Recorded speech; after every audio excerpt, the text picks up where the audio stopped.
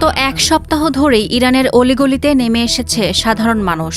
রিয়ালের দরপতন, আকাশছোঁয়া মূল্যস্ফীতি আর বেকারত্বের অভিশাপ থেকে মুক্তি চায় তারা। ইরান এখন কেবল অভ্যন্তরীণ অর্থনৈতিক সংকটে জর্জরিত নয়, বরং সেই বিক্ষোভকে কেন্দ্র করে শুরু হয়েছে মারাত্মক ভূ-রাজনৈতিক টানাপোড়েন। অর্থনৈতিক সংকট ও দ্রব্যমূল্যের ঊর্ধ্বগতির প্রতিবাদে ইরান জুড়ে যখন বিক্ষোভ চলছে, ঠিক তখনই সরাসরি হস্তক্ষেপের কড়া হুঁশিয়ারি দিয়েছেন মার্কিন প্রেসিডেন্ট ডোনাল্ড ট্রাম্প। ট্রাম্প সতর্ক করে বলেছেন, শান্তিপূর্ণ বিক্ষোভকারীদের হত্যা করা হলে যুক্তরাষ্ট্র হস্তক্ষেপ করবে। তবে তার এমন হুমকিকে উস্কানিমূলক মন্তব্য বলে পাল্টা সতর্কতা জানিয়েছে তেহরান।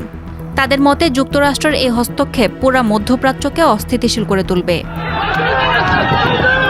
টানা এক সপ্তাহ ধরে ইরানের বিভিন্ন শহরে বিক্ষোভ চলছে। রিয়ালের দরপতন, উচ্চমূল্য ও বেকারত্বের প্রতিবাদে সাধারণ মানুষ রাজপথে নেমেছে। গত রোববার থেকে স্থানীয় ব্যবসায়ীরা ইরানি মুদ্রার মান পড়ে যাওয়া ও নিত্যপণ্যের দাম অস্বাভাবিক বেড়ে যাওয়ার প্রতিবাদে আন্দোলন শুরু করেন। তেহরান, কেরমানশাহ, লোরদেগান, কোম, মারভদাসত, মাশহাদ ও হামেদানের মতো বিভিন্ন শহরে সহিংসতা ছড়িয়ে পড়ার খবর মিলেছে।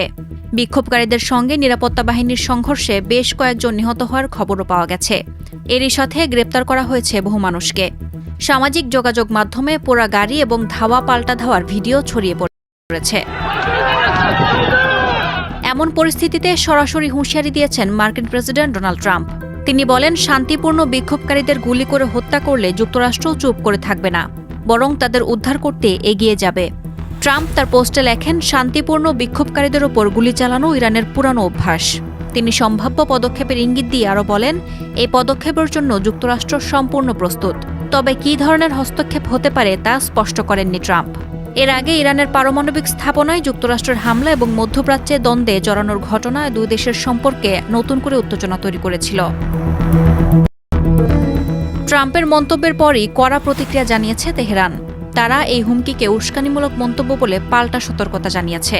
সর্বোচ্চ নেতা আয়াতুল্লাহ আলী খামেনির শীর্ষ উপদেষ্টারা সতর্ক করে বলেন, ইরানের অভ্যন্তরীণ বিষয়ে মার্কিন হস্তক্ষেপ পুরা মধ্যপ্রাচ্যকে অস্থিতিশীল করে তুলবে এবং এতে যুক্তরাষ্ট্রের স্বার্থই ক্ষতিগ্রস্ত হবে। একই সঙ্গে ইরান সরকার কূটনৈতিকভাবে দ্রুত পদক্ষেপ নিয়েছে। ইরানের জাতিসংঘ দূত আমির সাইদ ইরাভানি জাতিসংঘ মহাসচিব আন্তোনিও গুতেরেস এবং নিরাপত্তা পরিষদের সভাপতির কাছে একটি চিঠি পাঠিয়েছে। চিঠিতে ওয়াশিংটনকে দেয়া ট্রাম্পের অবৈধ হুমকি এবং বেপরোয়া উস্কানিমূলক বক্তব্যকে দ্ব্যর্থহীন ও দৃঢ়ভাবে নিন্দা জানানোর আহ্বান জানান তিনি। এই বক্তব্যকে তিনি জাতিসংঘ সনদ এবং আন্তর্জাতিক আইনের গুরুতর লঙ্ঘন বলে বর্ণনা করেন। ইরান আরও জানিয়েছে, অভ্যন্তরীণ অস্থিরতাকে সামরিক হস্তক্ষেপের অজুহাত হিসেবে ব্যবহার করা হলে তা ইসলামী প্রজাতন্ত্র ইরানের সার্বভৌমত্ব, রাজনৈতিক স্বাধীনতা ও ভৌগোলিক অখণ্ডতার চরম লঙ্ঘন হিসেবে গণ্য হবে। তেহরান সরকার আরও দৃঢ়ভাবে বলেছে যে তারা নিজেদের সার্বভৌমত্ব রক্ষা করার স্বাভাবিক অধিকার প্রয়োগ করবে।